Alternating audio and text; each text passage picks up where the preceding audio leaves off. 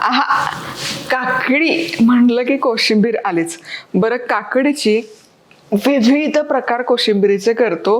त्यातल्या सगळ्यात माझं फेवरेट आणि आवडीचा प्रकार तो म्हणजे खमंग काकडी. यामध्ये दह्याचा वापर होत नाही.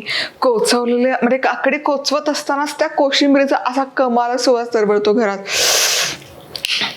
नमस्कार, मी मधुराज रेसिपीमध्ये तुम्हा सर्वांचं खूप खूप खूप मनापासून स्वागत. नवा करकरीत ते चॅनल आहे, पटकन सबस्क्राईब करा. पारंपरिक काकडीचं आपण कोशिंबीर करतोय दह्याचा वापर न करता. तर सगळ्यात आधी काय करूयात, अर्थातच काकडी स्वच्छ धुवून घेतली आहे. सुरी, चॉपिंग बोर्ड आपलंच आहे. काकडी असं कट केली की असं केलं की असं म्हणतात की त्यातला कडवटपणा कमी होतो. चला, आता याचं साल काढूयात. साल न काढता कोचवली तरी काही हरकत नाही. आता पारंपरिक पद्धतीमध्ये विळीवर काकडी कोचवून घेतात, चोचवली असे म्हणतात काही जण. पण आता विळी तो आहे ना, मला काहीच प्रॉब्लेम नाही ते सगळं करायचा. पण शूटचा एवढा पसारा असतो, खाली बसून म्हणलं किंवा इथे जरी करायचं म्हणलं तरी ते शक्य नाही. म्हणून आपल्या सुरीवरच मी कोचवून घेते. कोचवायची म्हणजे काय, असे त्याला छान टोचे मारायचे. असे टोचे मारत गेले की याचे छान असे तुकडे पडत जातात आणि मग ही हलकीशी कट करायची. पण या पद्धतीने तुम्ही काकडी कोचवली ना की त्या काकडीला जी काय चव लागते तुम्हाला सांगते. आहा, हे बघा, याला म्हणतात काकडी कोचवून घेणं. वा वा, माझ्या सगळ्यात आवडीचा कार्यक्रम आहे.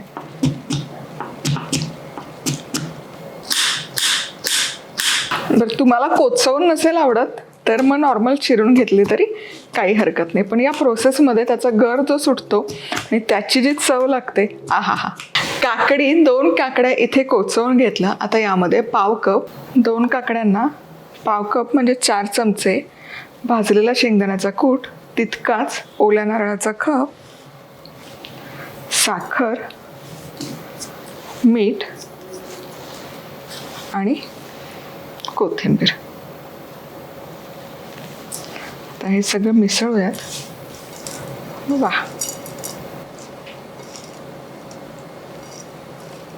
शेंगदाणे आणि खोबरं जे आपण यामध्ये घातलंय यामुळे काकडीला जे पाणी सुटतं ते त्यामध्ये शोषलं जातं. आता यावर तुपाची आणि जिऱ्याचीच फोडणी घालायची. तेलाची शक्यतो टाळा, कारण तुपही थिजलं जातं आणि या खमंग काकडीला पाणी सुटत नाही.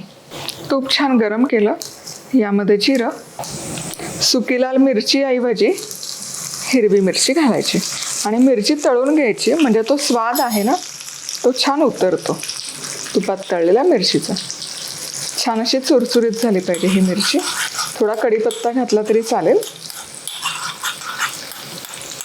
आता ही फोडणी या खमंग काकडीवर. वा, आणि हे आता मिसळूयात. वा वा वा,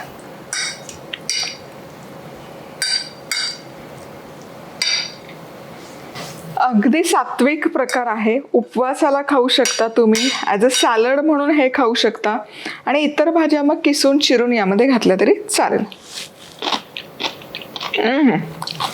वा वा, बिना दह्याची कोशिंबीर, मस्त चुरचुरीत तुपाची जिऱ्याची फोडणी, ओल्या नारळाचा स्वाद आणि क्रंची शेंगदाणे. परफेक्ट सॅलड आहे मी म्हणते. थोडं मग लागलं तर टोमॅटो टाका, गाजर टाका किसून, पण हे ॲज इट इज खायलाच बहारदार आहे. परफेक्ट बॅलन्स ऑफ फ्लेवर्स असं म्हणतो त्याला. पुन्हा भेटूयात.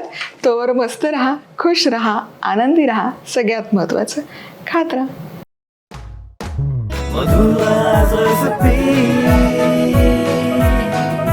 मधुराज रेसिपी, महाराष्ट्राची अस्सल चव.